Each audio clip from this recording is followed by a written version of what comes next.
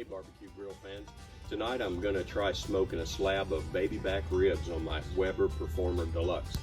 And everybody said you should try out the method that you're going to use to see how the charcoal works and everything before you try cooking on it, but I'm going full tilt and I'm just going to give it a try.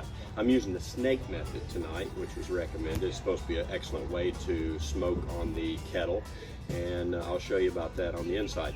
Come on over here. As you can see, I've got a new Inkbird barbecue thermometer. It's wireless Bluetooth to the telephone, and I've got it set up inside so we can monitor the temperature.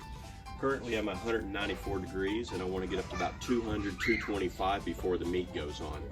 Come on over and I'll show you how I've got the grill set up. Here you can see where I have the meat thermometer. It's on the opposite side of the heat so that we can monitor good steady temperature on the center part. And this is the snake method. You can see I've got the hot charcoals here, and they're going to continue to light the charcoal slowly as they go around. A nice slow burn.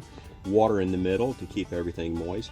And then just under the second layer of charcoal, I've got a piece of mesquite about every 4 to 6 inches. And as it goes around, that's just going to make a nice smoky flavor without giving too much smoke to the meat, because you don't want it to be very harsh, and that's going to be perfect. So the temperature is just about ready, and we're going to put those slab of ribs on and we'll see how they come out. So stay with us, keep your fingers crossed.